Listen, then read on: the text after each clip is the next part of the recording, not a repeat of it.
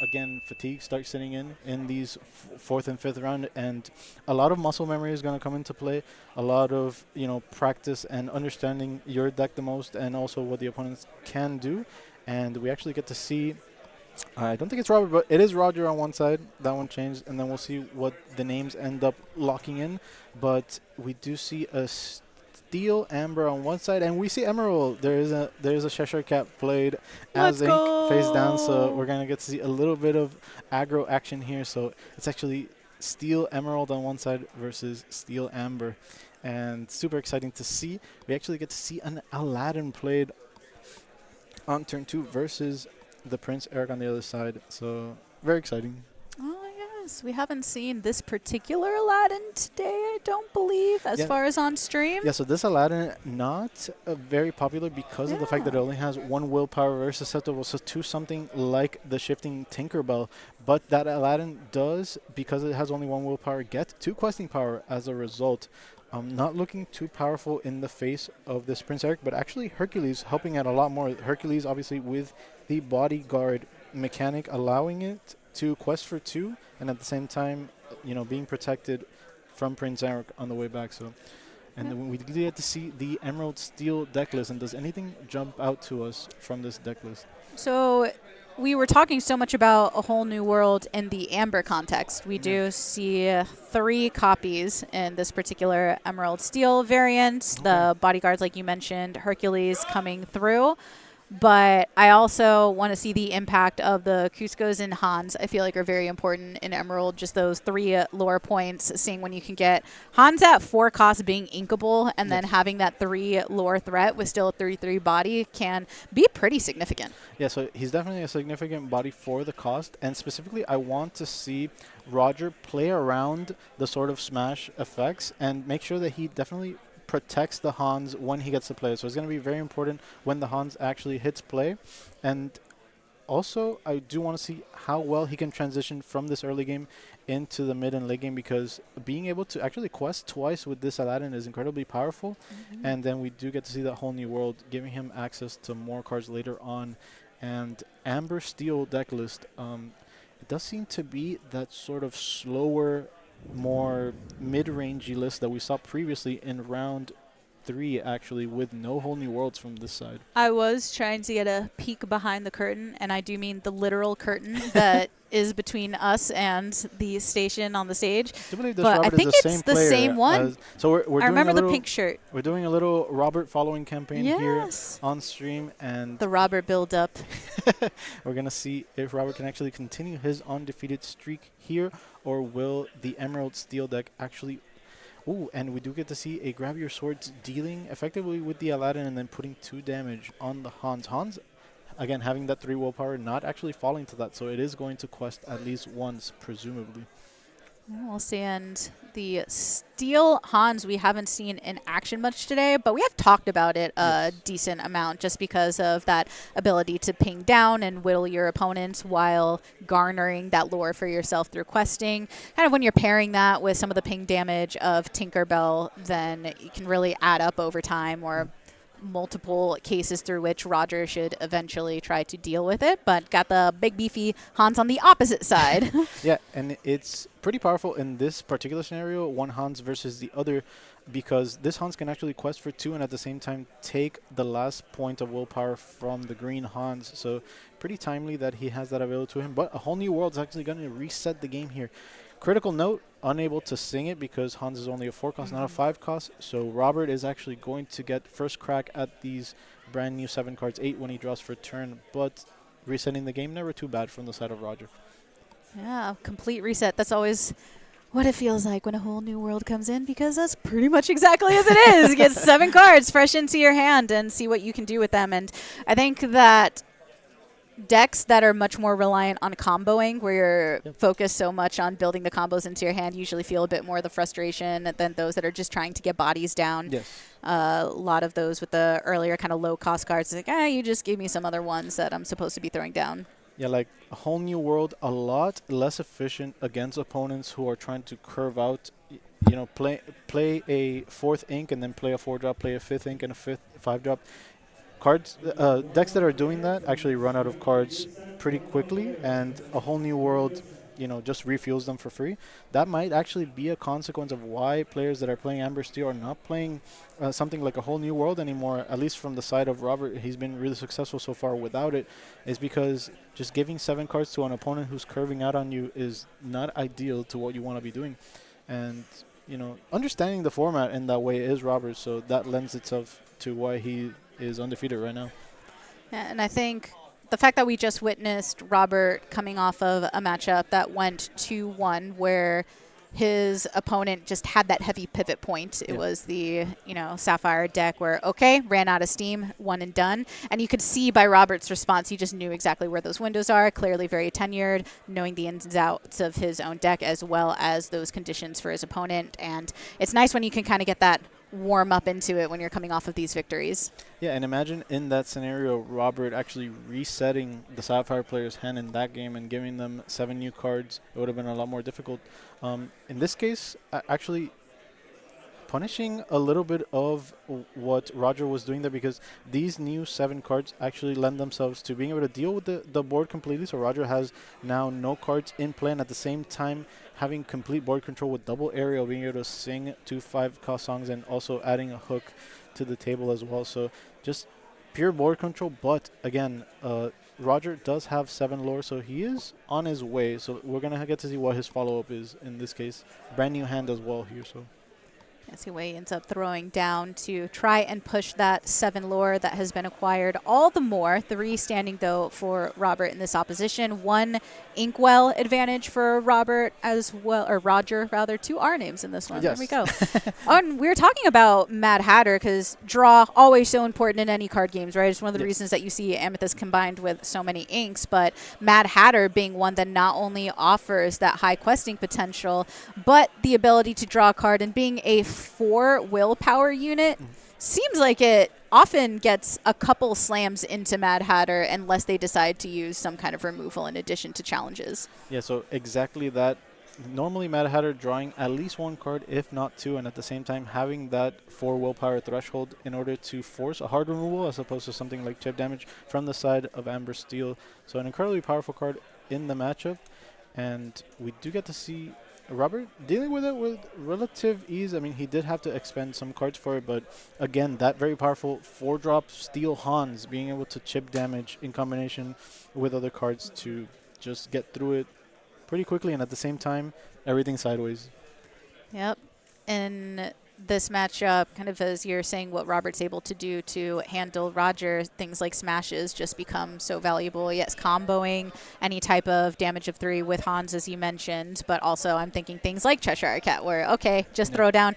Obviously, you then, when you're using this type of removal early on, then you're also thinking about the cards that you're not able to use it on later. But if the threats that are to come from Emerald are things like Cusco that you can't target with Smash anyways, then you might as well use it to expel some of these earlier threats and just banish the characters that are going to really start putting some threats onto the board over time. And another consequence of letting Robert draw 7 cards is the fact that now he gets to see more copies of that Smash. So now something like Smash is more readily available to deal with something like this 3/3 Hans on the other side. And he does get to develop Hans, and hopefully it'll survive the turn cycle. But we're going to get to see how Robert gets to deal with it. And there you get to see another copy of Smash, just very effectively dealing with something that's normally really powerful against other color combinations. But when it comes to Steel, very easy to remove something that only has 3 willpower.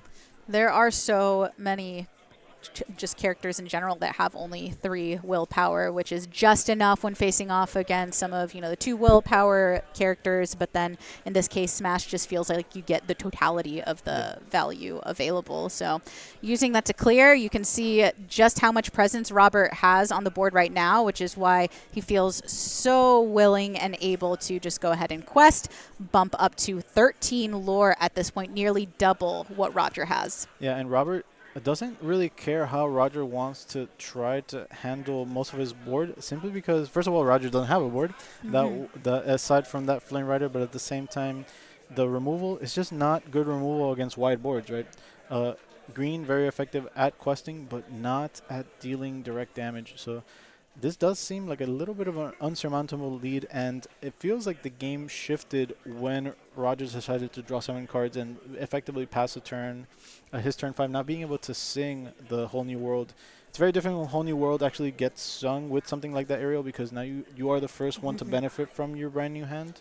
In this case, it wasn't the case, but we're going to get to see if Roger has any sort of comeback mechanics.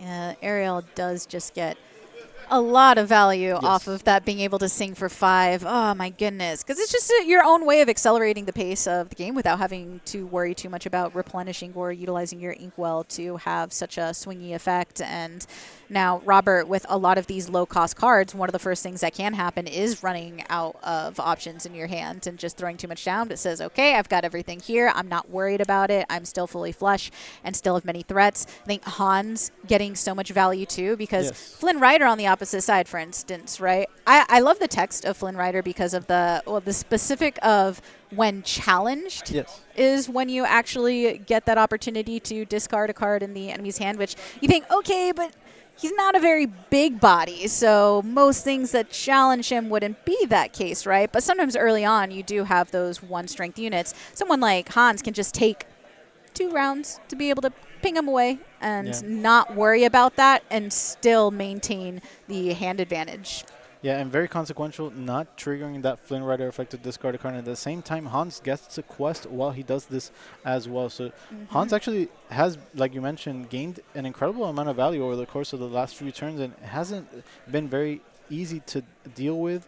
And we do get to see a beast here just solidifying the board, just saying, okay, I'm going to go ahead and quest with some of these cards, and then next turn is going to be unavoidable victory from the side of Robert. So Roger is going to get one last draw step here. And then I don't think there's any miracle draws that can then they're available here, but we're going to get to see how Roger wants to approach the matchup in the next game. Just going through the motions here real quick, but just so much questing power from the side of Robert. Yeah, the build-up over the course of 3 or 4 rounds just ended up being huge. And even when comparing the Hans that Robert has versus the Hans that Roger has, yes, the Emerald Hans has that additional questing power with 3, but okay, if there's nothing else that you're threatening and you don't have other units to try and draw some of that attention from Robert, then are you really going to get that double up of value? Whereas the Steel Hans, questing multiple times, getting removal by double pinging one of the units on Roger's side and Flynn Rider, and suddenly this board just feels like you cannot overcome what Robert has thrown down at 18 lore and right here within lethal.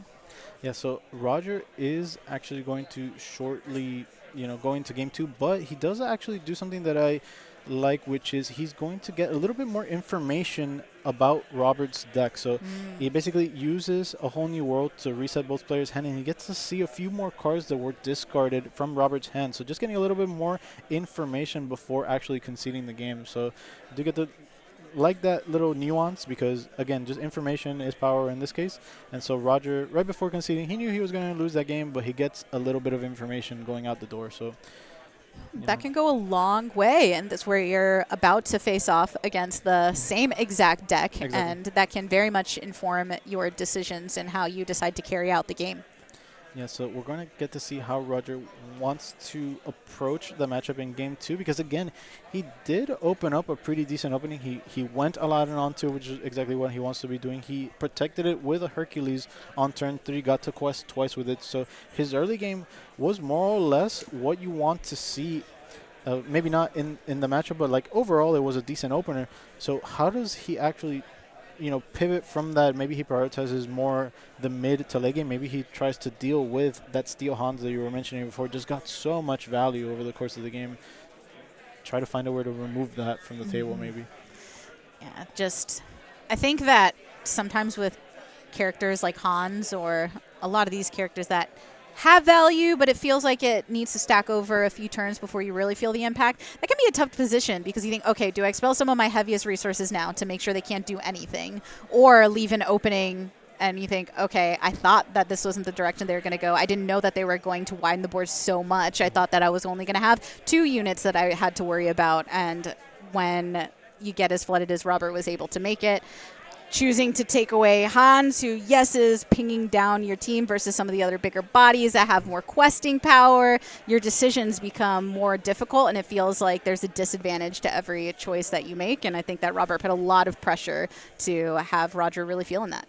And having those really powerful three will cards, like the Hans, and particularly the Ariel as well, what do you get rid of? Do you get rid of the Ariel that can sing Grab Your Swords to deal with your board, or do you get rid of Hans who's pinging down your board? So there's just so many different cards that you have to prioritize one over the other, and you have to kind of guess what your opponent's resources are in hand in order to do that. So gonna see what Roger prioritizes in game 2, but for right now, Robert just inks down, and no one drop of consequence here. If Roger has something like a 1-drop from his side, he could start rolling a little bit. So it could actually be a 2-drop, maybe something like Flame Rider, and no, he actually just whiffs on that and passes turn. So we'll get to see what his turn 3 on the other side. The Prince. So this Prince Eric actually holding down the board, and I've seen him a lot over the course of the tournament as a 2-drop play that can go up to that 3 attack power, and that threshold is quite good for a 2-drop. Yeah, a lot of times when anyone plays Prince Eric, you kind of just keep him there ready to swing when he needs to. It's only one lore. You're not missing out on a lot if you don't actually activate him in any sort of way. You just want that chance to challenge someone once they become vulnerable and force Roger into a position where he has to choose. Do I even quest here if this silly little 2-cost Prince Eric is going to be able to take out my unit? That can feel bad if you're throwing down a 4-cost or something of the like, right? And with that additional challenging potential of Prince Eric can stand up to some of them. So starting off, and it's nice when you can get him down against a board that's not threatening yet, because 1-3 on without challenging can not be that threatening in itself, but more, hey, I have something in the tank if you throw down a character. And it gives you that option of when does this actually go sideways? Do I quest with, do I attack with something, or just leave it behind like you mentioned before? And right now, both players actually leaving behind their board, because I think these Tinkerbells, you know, very suspicious in turning into the bigger Tinkerbell and breaking whole boards. So both players want to be aware that the big Tink is available on both sides, and they probably just want to take it a little bit slower. And what's really good at taking the game slow? This Aerial that's actually going to get a song from the top of the deck, so incredibly powerful. And just building up is the Steel Amber deck. So Both Robert and Roger do have access to 4 big tanks if they want to make the play down the line, but a bit of a character advantage in terms of current presence for Robert. Nobody luring just yet. It's all been about developing the board and the inkwells thus far. And if the matchup turns into this sort of go wide, you know, situation on both sides, because neither player wants to play into something like a Tinkerbell getting maximum value, then Robert's side actually having access to Grab Your Swords easier with this Aerial makes board breaking a little easier. If you go something like Big Tank into singing Grab Your Swords, it can actually, you know, destroy most of the side of Roger's board. So it's going to be who gets to make that play first, I think, that's going to break the board. And actually a smash on this Aerial. Ah, yes. Stopping that development from that side. Well, because you can have the same card in 2 different decks, and it just feels more powerful in one compared to the other, right? Here, oh, I can get a Grab Your Sword and play it before I even hit 5 because I have Aerial. Great. Whereas Roger has to focus on getting that inkwell to a point where he can even play it to begin with. So clearly trying to just completely wipe out the possibility of Robert getting Grab Your Sword early on here at what was 3 ink, and then now building up towards 5 to still have that as an option if he wishes to later on. But good forward thinking of Roger. Yeah, and very good to use that smash. Even if Grab Your Swords was the play for Robert on this turn, at least it wasn't a free play. Right. It could have been much worse from the side of Roger. He could have dealt with Grab Your Swords and an additional 5 cost on top of that. So just good understanding of the matchup there. But he did get Grab Your Swords, and now his board is a little weaker, but he does have this Mickey here, and this Mickey actually has 7 willpower. 7. That is a very big number. Big Mickeys. Yeah, and I think that with Steel, there are some really big character bodies that for sure. we, at first, I feel like we didn't see at all because it was just a lot of faster variants of Steel Amber decks and the like. But now as Stitch we're... variants, for example. Yeah, exactly. But recently kind of seeing more because there's like different Simbas in there, just kind of this whole other chunk of Steel that is getting accessed a little more in recent times, at least from what I've witnessed in games. Yeah, and that's a consequence of cards with higher willpower being prioritized because of something like we mentioned, Grab Your Swords and Tinkerbell. If the steel decks are opting for the sort of removal package that does chip damage, I'm just going to play beefy boars, and not very easy to deal with those. And it is kind of one of the defining characteristics of Steel is how they just have these bodyguards and very supportive field, even not talking about the support keyword necessarily, though present within Lorcana, but that kind of support to your other units where you're trying to draw the attention from the biggest threats of your opposition. But speaking of threats, Robert did get towards that, shifting the big tink here. So a good combo play to take control right now. Yeah, so a full board break from the side of Robert toward Roger, and it's a consequence of that big Tinker being able to get maximum value by attacking into one of the characters and then dealing 2 damage to the other one, and at the same time grab your sword, proving instrumental. Chip damage does eventually get there, as it turns out here, so just no board from the side of Roger, and how does he recover from this one? And it's just seeming like the access that Amber gives you into these powerful songs is looking like the mirror breaker in this case. You know, both players access to steel, but Amber just looking like a little bit better in that color combination. Yeah, because when both Robert and Roger had somewhat similar strategies in that they were trying to fill the board, 4 lower points for Roger, but nothing really to worry about just yet. Getting it wiped feels that much more impactful because you weren't trying to build up, I don't have a board, but I'm 10 ahead. Or, exactly. I've got these other spells that I'm trying to replenish my hand after anyway. It can completely change your pacing. Now with a Tinker Bell of Roger's own, answering Tink for Tink, 3 damage currently for Robert's side. Do we get to see a Rapunzel here, actually? Rapunzel being able to fully heal Tink and at the same time again an Amber. Yes, another Amber staple in Rapunzel as well. So, and this one as well. You Have Forgotten Me, just very crippling for Robert in this case, because Roger was actually running out of cards and now he's fully out of them, and it's looking a little dicey. But he does have some top decks he can rely on, being Cheshire Cat in this case. Okay, so one step closer. And that is where you do run into some difficulty, though, if you're Roger and you're looking for draw or some kind of way to replenish your hand. Yes, running a whole new world, but beyond that, any of the draw presence feels very conditional. A Mad Hatter that we had already seen in the previous game, but you're relying upon your getting challenged and your character kind of putting in that work in that regard. But still, because he's indexed into some of these bigger bodies like Mickey Mouse, like Cerberus, as you're saying, top decking potential, not as detrimental in this deck compared to some others. Yeah, definitely haymakers from the top of the deck, but doesn't have that refueling capability that Robert does. So we're going to have to see if something like a Whole New World comes through. Even if it does, is giving Robert a 7-card hand actually that good in this? Because, I mean, you tap down your Tinkerbell and Cerberus is already at the ready to try to challenge it out of the board. So overall, just at a deficit from the side of Roger. The only thing that Roger does have going for him is the fact that Robert just got his first point of lore. So it's going to be a little bit of a grindy situation from this point in time. And we're going to see, a very nice combo here.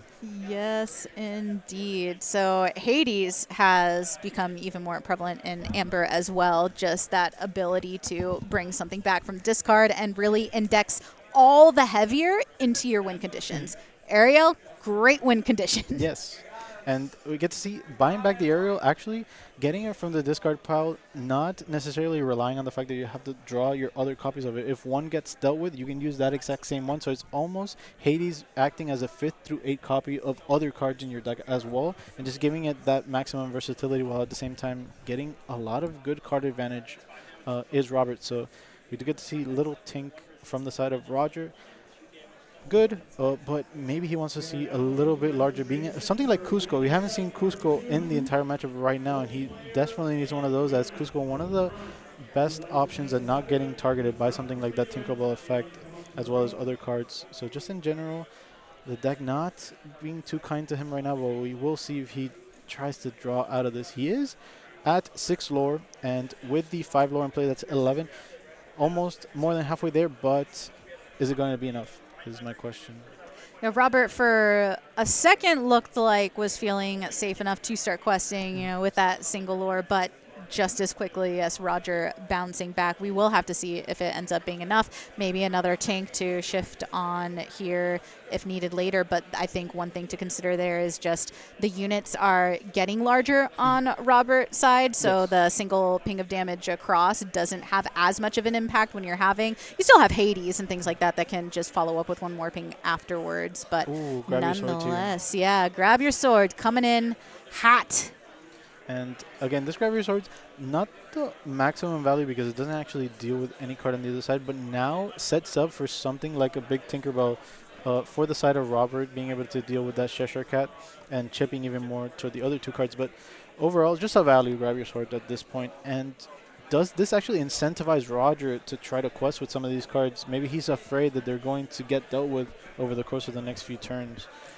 It's one of the differences between Amber Steel and this Emerald Steel, where Amber, you have something like Rapunzel that you always have to be worried about that heal. If you're playing against a Rapunzel, your Tinkerbells potentially don't have as much of an impact. So I think Robert feels more confident in doing so because that's not the case for Roger. But the trade-off for not having a Rapunzel is having these units that can quest more effectively, be more powerful in accruing that lore. So if he's stopped in his tracks and can't actually take that step forward in terms of questing, that's where things start to get dicey for Roger in this matchup. And despite having a board advantage for a little bit of time, is starting to see it even out once more as the smash comes through to take Hans out before he can make that questing happen. Yeah, so we saw that in game one. One of the best trades that the steel color in general can have against that Hans is just, you know, one card smash and your 4-drop is gone. But at the same time, we did not get to see that pivotal Rapunzel from the side of Robert, so he is actually running out of cards, and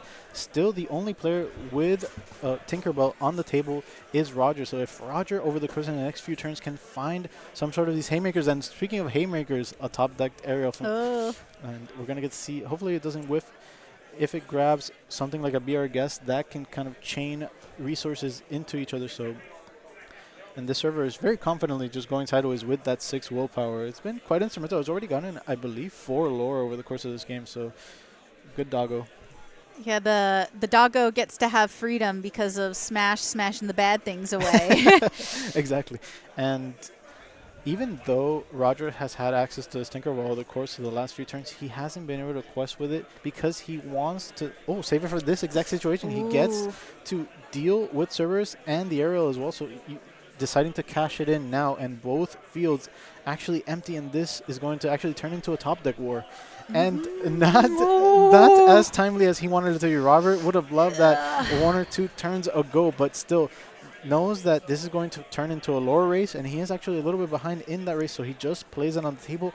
Okay, and this is actually fantastic. So he's going to have a Jasper into Cheshire Cat, and what this allows him to do is to Jasper the Rapunzel. The Rapunzel is not going to be able to quest in the following turn, and then the Cheshire Cat is going to, you know, force the prince to attack it. So That's huge. It denies pretty much all the things that make Rapunzel Rapunzel. Didn't get to heal anything, so then didn't get to draw anything. Okay, well, at least she has 2 lore points, so maybe she can get some questing done. And then Roger says, I got Jasper here, so I don't know what you think you're going to do with Rapunzel. She is stuck in that tower. I am not letting her let her hair down. She is keeping that in a tight bun for the rest of the time.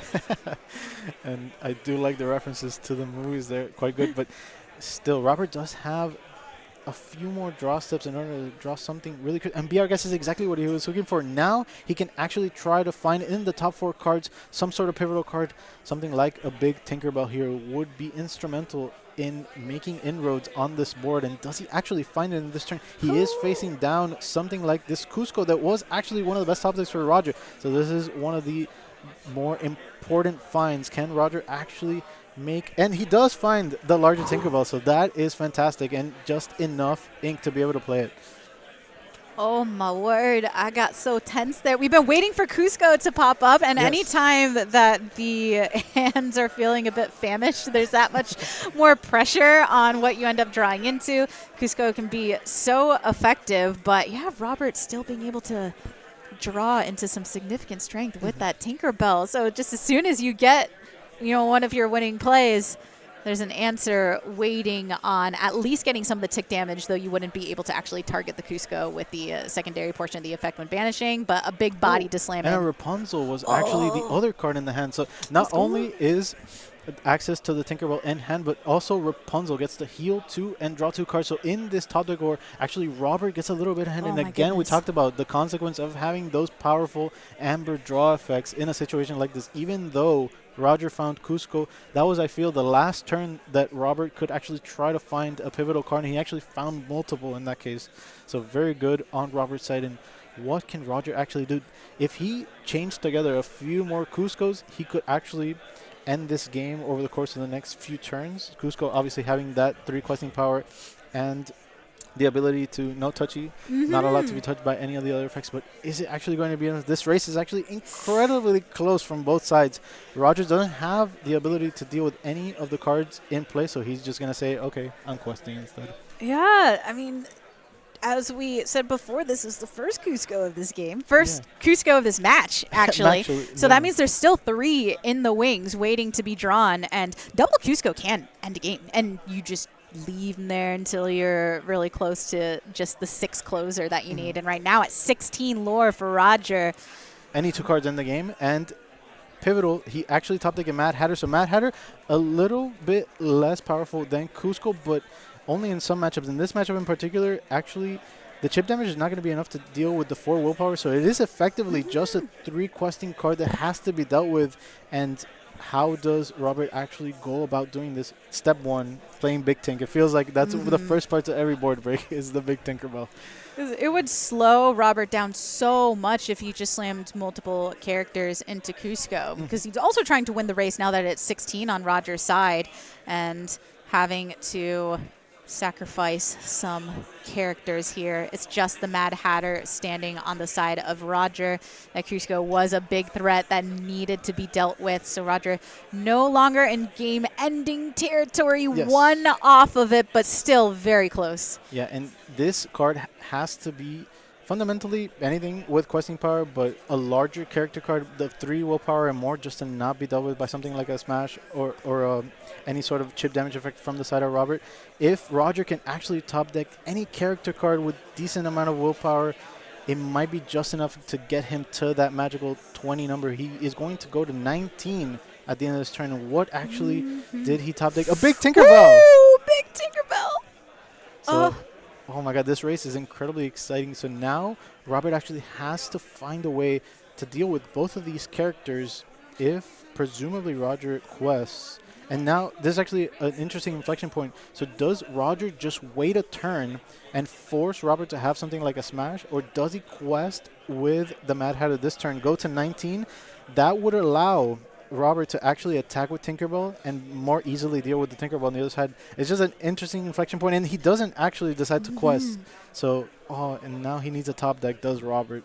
And not enough. So there we go. So Roger making a huge comeback over the course of the last few turns, understanding that there was no way for him to actually control the board, so he just said, okay, outrace me, and he got there. Wow, I really enjoyed that last game. It was such a nail-biter, because once Rapunzel came into play for Robert, past the one that didn't get any real value, then it felt like, okay, hand's going to get replenished again. He's going to be able to keep things just off to the side and start clearing the board and be able to continue to catch up, but those units coming in, I think the Cusco drawing a lot of the attention and saying, you have to deal with me or I win. Mad Hatter as well, just a good questing potential. And then the Big Tink come in. Big Tink was putting in work for both for of these both players throughout that this. Card So is crazy. it's very much within the storyline of that matchup to see your Tink, my Tink, your Tink, and my Tink. Yeah, and we got to see there a highlight of why Emerald is so powerful in the matchup. Amber having that card advantage during the end portion of that game. And we thought that actually Robert was going to get through the finish line and go 2-0. But what ended up happening was he didn't have enough time to actually develop all those threats. And just the back-to-back top decks of the 3 questing power, Cusco into the Mad Hatter, were just enough to eke out the victory.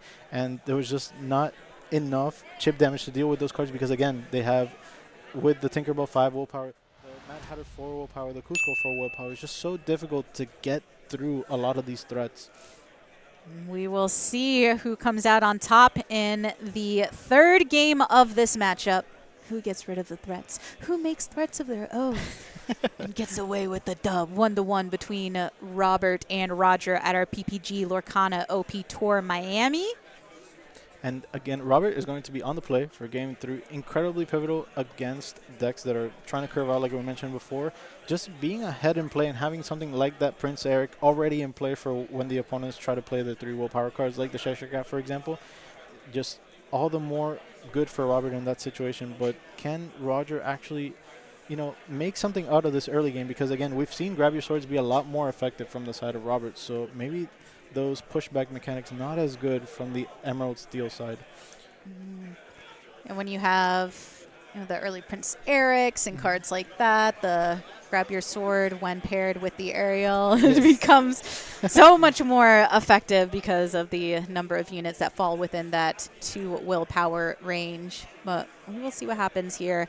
I know you're mentioning that it's great for this particular deck to have the first turn, but do you think there are any other decks that you see even more of a need to do that as well? Because there's typically statistically an advantage to going first, but you got to imagine definitely some decks more than others. So I would say some decks definitely benefit from the extra card when they decide to go second, but for the most part, you do want to have that initiative because it allows you to curve out more effectively. If your deck is trying to go that 2, 3, 4 into 5, like just bomb every single turn, and you have not that much synergy, but just a lot of card quality, then you want to decide to go first. And especially Robert wants to go first because he gains access to that aerial very early on, and that just compounds the value that he can get from his songs. So overall, do want to go first most of the time. First is good. If you ain't first, you're last. Someone said once upon a time. I do have a question for the chat because I see Alex Kent said, someone beat Robert, LOL. How many of y'all want to see Robert just go the distance and keep getting the dubs, the victor of the last round we had on stream? Do you want to see the 2-0 overall in terms of matches from Robert and what we're witnessing? Or are you making him the villain in your mind, saying, bring him down, we don't need kings here? So who can take down Robert is the story developing right now, but he's looking decently well. He is facing down a 3-drop Tinkerbell again. We've seen that this Tinkerbell controls the board so well, and he actually responds with one of his own, so not falling behind in any way is Robert.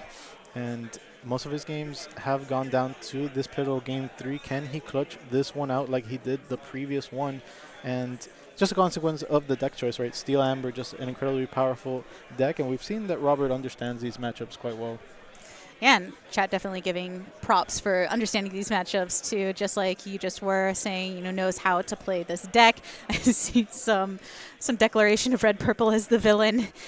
And interesting question from In This Score, I believe. So is this an undefeated Emerald Steel? I mean, rhetorical question, as clearly remarking on the fact that Roger is 4-0. But I want to ask that to you directly is, I know that you're an Emerald fan, but is it a surprise to you at all that Robert is currently undefeated in terms of series score coming into this? So definitely Roger, right? The Emerald, Steel Emerald? Yes. So definitely I do want to say that Roger, obviously a master of his deck. He's proven it here. He's doing really well navigating through the sort of removal that Robert is implementing.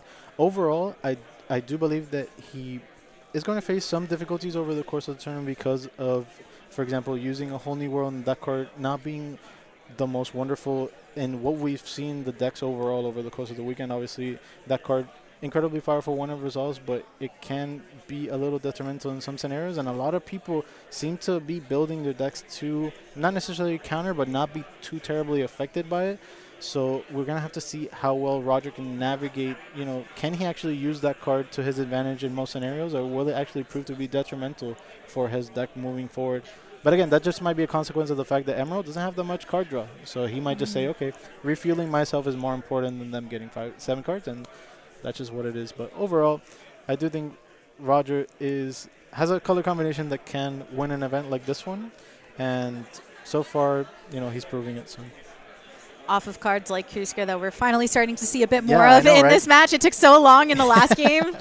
curving out perfectly into that Cusco. But Robert not falling behind, being able to be on the play like I mentioned before, is the first one with a big tink in play. And notably, one of the main things that the players are doing differently from previous rounds is they're actually not shifting onto the small Tinkerbell as much. I think that the small Tinkerbell is just a threat saying, okay, neither of us are questing anymore.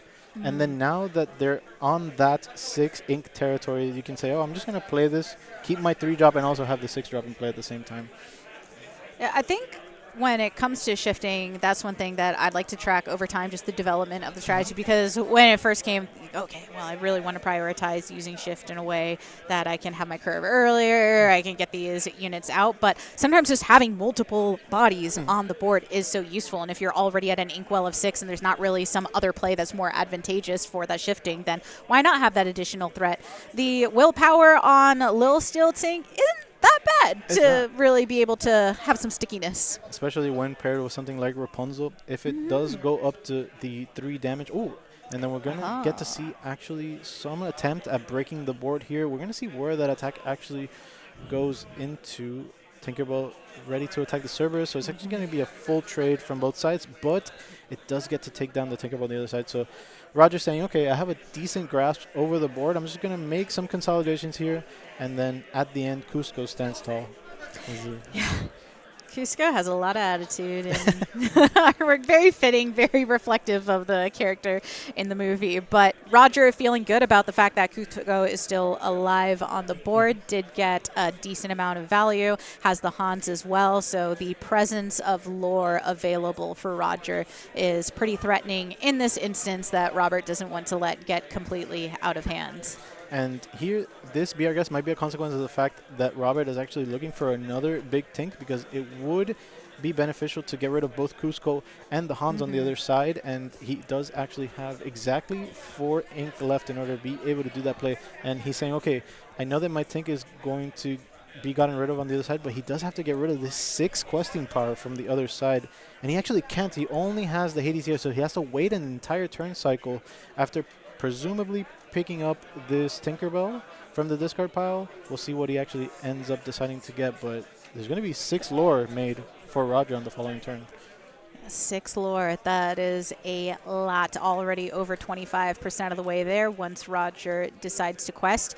But yes, Robert did end up grabbing that Tinkerbell, so Hades putting in the work to replenish the utility that she offers, especially when the units are on the brink of banishment.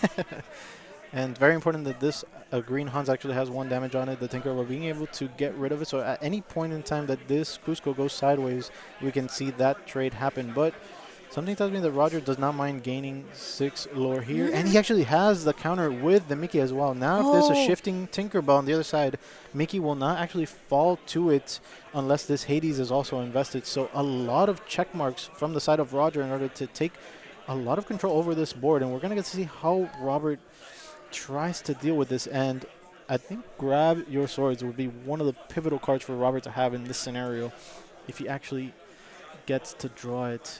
Yeah, would be pretty phenomenal considering the damage already dealt to multiple characters on Roger's side. And I'm glad we get to see that Mickey Mouse again, you know, one of the units that's just a lot beefier. We talked about the impact of Bodyguard and what that can do from a steel perspective. I've also seen, have you seen like the fun Musketeer decks? Have you run into any? There are the Musketeer synergies. So we were talking about archetypes in our reveal, and one of the archetypes that exist in set 1 are in fact Musketeers, and they might not have the most powerful synergies, but they're definitely super fun with you know, those outfits that they have on. Yeah. So just a fun show overall, and this card is actually incredibly powerful, and we can see its power here, completely stopping the Tinkerbell shift play. And actually this Hans and Cusco are going to survive an entire turn cycle because of it, and I think that this might be the point in the game that is a little insurmountable. And if everybody in the chat that wanted Robert to not make it undefeated, I believe that things are getting a little difficult for our presumed hero here. So we'll see how things develop. But Emerald might actually take down a match here on stream. So that's also very exciting. Yeah, and just to think that, whenever we have the privilege of on stream watching these matches where both players are 4-0, it just raises the stakes all that more. Not only are we seeing an Emerald potentially come out with a victory here, but Robert also potentially getting his first loss of this tournament thus far. But when you're 5 rounds deep, it's not a bad time to get your first loss. Yeah, if you do, that's pretty great. Yeah, definitely a 4-1 scoreline in a situation like this. Not terrible. Obviously, ideal would be 5-0, but at 4-1, he would just have to recompose himself and continue rattling on wins. He is obviously very capable of doing that. And the game is not over yet. There are definitely some scenarios where he can break through this field from Roger, but Roger is going to go up so much in lore this turn, and at any point in time, Roger can just say, I'm going to turn this into a racing situation and go sideways with everything. Which feels like it's always an option with Emerald, just kind of turning it into a race as soon as either you won to early on in the game or if things get a bit out of your control, and Mad Hatter continuing to index into that racing potential. And everybody else question. Yes. And now actually any sort of board wiping effect from the side of Robert is greatly mitigated, because now every single threat is almost game from the side of Roger. And not only that, Robert actually still has to get through this Mickey. Such a large body at 6 willpower remaining even after that 1 damage. And we're going to see a trade into the Mickey here, going to assign 2 damage to it, bringing it to 4 willpower left, and then Tink finishing it off. Trying to take 2 of the characters out right now, both the Mickey and the Hans banished by that Tinkerbell play. Good on Robert to be able to do that, because Mickey Mouse threatens Steel and just Amber with the fact that aside from smashes and a combo with Tink damage, it can be so hard to whittle into that HP. So trying to take care of it as quickly as you can, get that bodyguard out of there so you can start dealing with the other characters like Mad Hatter, now the sole character positioned for Roger. And we saw even if Roger made his board susceptible to being attacked into, it actually traded effectively with most of the board from the side of Robert. So Roger getting both the value from the questing and also trading 1-for-1 with most of his threats. So a very good timing for questing in that last turn, and now being at 14 versus 4. Robert has to make sure that he gets every single value trade possible from this point forward, but again, just so much willpower from the side of the Emerald player. Yeah, because, these 3... see, there's a smash. We've seen so many Emerald. Smash on Hans, yeah. Yeah, Hans is smashed. Very timely. His scheming not strong enough to keep the smash at bay here, but alas, Robert feeling good about that. When does he cash in this Mad Hatter? And does he even need to? The consequence of the fact that Mad Hatter having 4 willpower, it won't get destroyed by any 1 card. Oh, this actually indicates to me that he might just pass turn with the Flynn Rider. He doesn't want Flynn Rider to be destroyed by something like the Tinkerbell on the other side. Yeah, that would be an easy, nice across the way clear. And then after that, what is the follow-up? He still does have 4 ink remaining. And does he even want to commit any more to the board? Something like Grab Your Swords could be very good if he does. Oh, and he actually decides to quest here. So this might be Roger actually making an interesting play, saying, okay, you have to deal with this Mad Hatter, and it's going to give me an extra card. Oh, and he actually bounces back the Tinkerbell. So that's an incredible play from the side of Roger. And it allows him to quest with the Mad Hatter while also having Robert not deal with the Flynn Rider very cleanly. So an incredibly good play from the side of Roger. Yeah, because Flynn Rider was just looking too vulnerable at this point otherwise, right? A lot of times these 2-cost characters, you're just inking at this point. But hey, if you can make sure that there's no direct threat that's going to be a problem, then suddenly you have this 2 lore unit. You're at 17 lore as is. Still a little bit out of the winning vicinity, but nonetheless, Robert using a Grab Your Sword just to be able to get Flynn Rider out of there. Exactly. So Flynn Rider getting maximum value off of a 2-drop at this point in the game, almost forcing an entire turn cycle to be used on just getting rid of him. But it is understandable from the side of Robert, because again, Roger being at 17, almost any threat at this point from the Emerald Steel player will end the game. And this, another timely threat with the Genie, actually. It's our first Genie, huh? It is. There are only 2 in this deck. Okay, so definitely Genie, just a curved topper. He just uses it to eke out the rest of the points that he needs to win with that very powerful evasive keyword, and at the same time resetting Robert's board with the disappear effect. So these two bounce effects over the course of the last few turns were actually backbreaking for Robert from the side of Roger. So I do like to see, the green implementation of those bounce effects was incredibly powerful here. It shows that I feel like inks like Emerald that you do still see often, but today we haven't seen as often, right? And in comparison to some of the others, it's easy to forget that there is a decent amount of versatility in what you can do. And having Genie, who we hadn't seen this match at all yet, just 2 copies in it, and these bounce backs that were not a component prior, now having a heavy impact when playing Robert, willing to take that damage again from something like Tinkerbell just to be able to slow the pace and get closer towards that 20 lore. And of note, the evasive keyword on the Genie is going to make it immune to the Tinkerbell on the other side. So anything played from the side of Roger is going to be safe from that Tinkerbell effect. And I do believe this Mad Hatter, unless Robert finds a way to cobble together a lot of indirect damage. Like, how many smashes has Robert played? What? Let's look at the graveyards a little bit. Yes. Already 2 in there, so I don't think that that's going to be readily available. And we do get to see, just for show, a Maui 3 questing power and a concession there at the end. All right. Wow. Incredible match. Yes, that was a very exciting match here in round 5. Our best match so far, I want to say. Very back and forth on both sides. Indicative of how grindy the steel color is in general. And then, the splashes of green and amber we got to see in full effect there. So. And I think Robert and Roger both played very well. Yes. And which we know won from their score line being very consistent, but we did get to see Robert back-to-back, and I think that he showed adaptation in each matchup. Roger coming in clearly knew what his win conditions were. I saw the chat debating at some point whether he should have quested earlier at some point.